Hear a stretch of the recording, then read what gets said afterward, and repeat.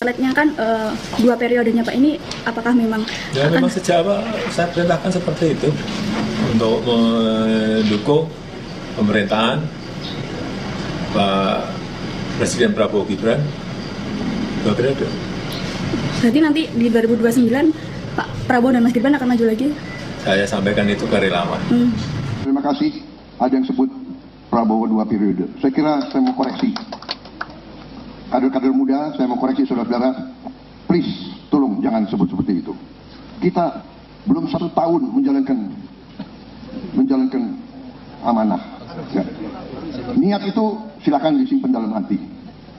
Tetapi saya sudah katakan, nanti yang menentukan apakah Prabowo 2 periode atau tidak, selain yang Maha Kuasa, Prabowo sendiri.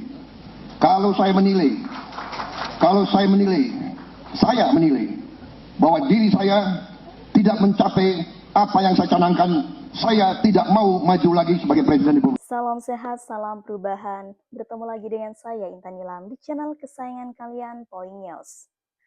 Mantan Sekretaris Kementerian BUMN Said Didu kembali melontarkan pernyataan kontroversial yang menyoroti dinamika kekuasaan antara Presiden Joko Widodo dan Presiden terpilih Prabowo Subianto. Dalam sebuah akun media sosial pribadinya, Said Didu ini menyebutkan bahwa Jokowi sudah 2 kali mengancam Prabowo secara politik. Nah, pernyataan tersebut ya langsung memicu gelombang perbincangan publik, terutama di kalangan pengamat dan oposisi yang sejak awal ini mengkritik pola relasi kekuasaan antara Jokowi dan Prabowo yang ada di Pilpres 2024. Bahwa Joko Widodo memaksakan orang-orang tertentu untuk tetap menjadi menteri, kalau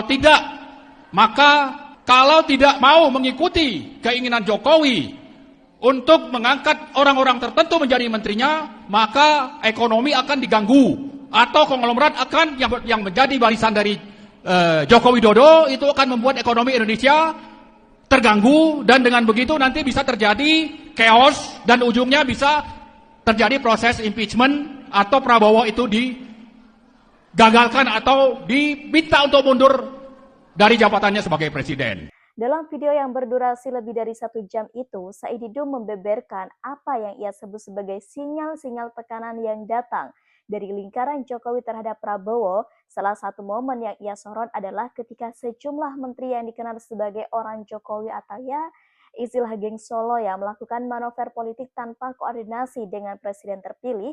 Ini bukan sekedar ketidaksinkronan, ini jelas tekanan. Sudah 2 kali terjadi pola ini di mana Jokowi memasang menterinya untuk memainkan isu-isu yang berlawanan dengan arah pemerintahan Prabowo. Ini bentuk ancaman ya, ujar Said Didu. Ya walau tak menyebutkan nama secara langsung, banyak pihak menduga ia merujuk pada tokoh-tokoh seperti Airlangga Hartarto, Budi Gunadi Sadikin, dan Sri Mulyani yang hingga kini ya masih sering tampil di panggung kebijakan ya meski pemerintahan Prabowo ini baru saja terbentuk setelah adanya reshuffle. Said Didu juga menyinggung pertemuan beberapa menteri Jokowi dengan Presiden di Solo beberapa waktu lalu sebagai langkah terkoordinasi yang patut dicurigai. Mengapa pertemuan itu tidak dilakukan di istana? Dan mengapa menteri-menteri aktif ini berkonsultasi dengan presiden yang tidak lagi memiliki mandat penuh, padahal Prabowo sudah terpilih rakyat? Ini pertanyaan serius ya. Jangan-jangan ini bentuk tekanan agar Prabowo tetap sejalan dengan kepentingan lama, tegasnya. Sejak kemenangan Prabowo Gibran ini dalam Pilpres 2024, konfigurasi politik nasional tidak serta-merta stabil. Keputusan Prabowo mempertahankan beberapa figur kunci dari kabinet Jokowi dipadai sebagai langkah kompromistis. Namun bagi pihak seperti Said Didu ini, itu bisa jadi pisau bermata dua. Jokowi tahu bahwa kekuasaannya bisa diperpanjang secara informal melalui orang-orangnya. Makanya mereka dipertahankan di kabinet bukan karena kapasitas, tapi sebagai alat kendali. Ini bentuk tekanan yang lembut ya, tapi efektif, kata Said Didu. Ia bahkan menyebutkan bahwa ancaman yang dimaksud tidak secara verbal ya, melainkan melalui manuver politik yang sistemis, termasuk ancaman terhadap integritas pemerintahan baru. Poin menarik lainnya adalah dugaan keterlibatan pengusaha Riza Khalid, sosok yang selama ini dikenal dengan lingkar elit. Said Didu menilai bahwa saat Kejaksaan Agung ini mulai menyentuh Riza Khalid dalam penyelidikan, respon Jokowi ini berubah, ada keseriusan karena Ketika orang-orang seperti Riza Khalil ini disentuh hukum, maka jaringan lama ini ikut terbuka pastinya ya. Prabowo bisa membongkar masa lalu dan itu bisa menjadi bom waktu bagi Jokowi. Bahkan dalam pernyataan terpisah di kalangan pengamat independen, spekulasi bahwa Jokowi ingin tetap memiliki pengaruh besar dalam pemerintahan Prabowo ini bukanlah hal baru ya. Namun Said Didu ini adalah salah satu dari sedikit tokoh yang secara belak-belakan sendiri ya menyebut ini sebagai ancaman terhadap kedaulatan kekuasaan presiden terpilih. Beberapa analis menyebut bahwa dengan posisi Gibran Rakabuming Raka ini sebagai wakil presiden, Jokowi ini secara de facto akan tetap memiliki jalur kekuasaan strategis hingga 2029. Salah satu isu yang ia soroti adalah wacana pemakzulan Gibran yang mulai beredar secara diam-diam di kalangan parlemen dan publik. Meski belum terbuka ya, diskursus ini menjadi penting setelah beberapa lembaga menyatakan dugaan pelanggaran etik dalam proses pencalonan Gibran lewat putusan Mahkamah Konstitusi saat konflik kepentingan. Ya, menurut Said Didu sendiri ya, munculnya isu ini bisa dimaknai sebagai alat tawar dan tekanan terhadap Prabowo.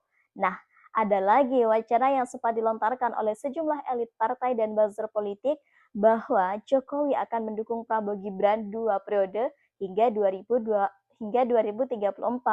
Ya, narasi ini ya menunjukkan bahwa Jokowi ini masih ingin mengontrol kekuasaan meski tidak lagi menjadi presiden ya secara formal. Kalau betul Jokowi ingin Prabowo Gibran ini 2 periode, maka ini bukan dukungan politik biasa. Ini bentuk perpanjangan kekuasaan secara informal, memanfaatkan posisi anaknya sendiri. Artinya kekuasaan tidak berganti, hanya berubah bentuk. Tegasnya, bahkan dukungan 2 periode itu tidak datang tanpa syarat. Dalam politik, semua itu bagian dari transaksi kekuasaan. Gibran yang merupakan anak kandung Jokowi dianggap oleh beberapa pengamat ini sebagai jaminan politik agar Jokowi ini tetap memiliki akses penuh terhadap kekuasaan.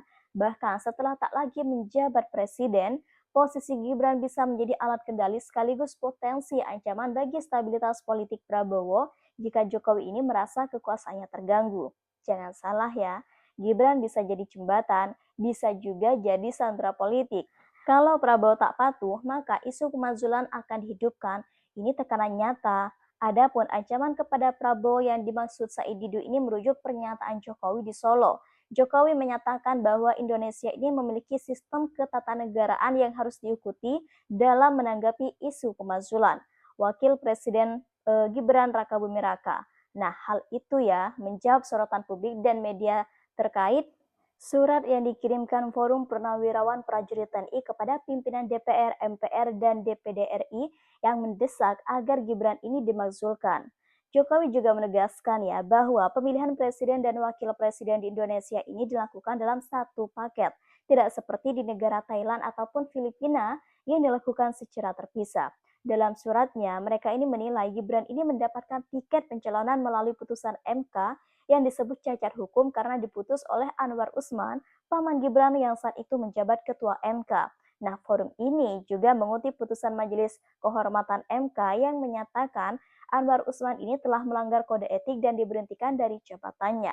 Yang selain aspek hukum, forum juga menilai bahwa dari sisi etika dan kepatutan, Gibran ini tidak layak menjabat wakil presiden. Jadi adanya isu pemakzulan ini ya dan juga dukungan Prabowo Gibran ini adalah kesinambungan sebenarnya ada dalam bentuk ancaman Jokowi ke Prabowo untuk memperpanjang pengaruhnya dalam pemerintahan yang ada.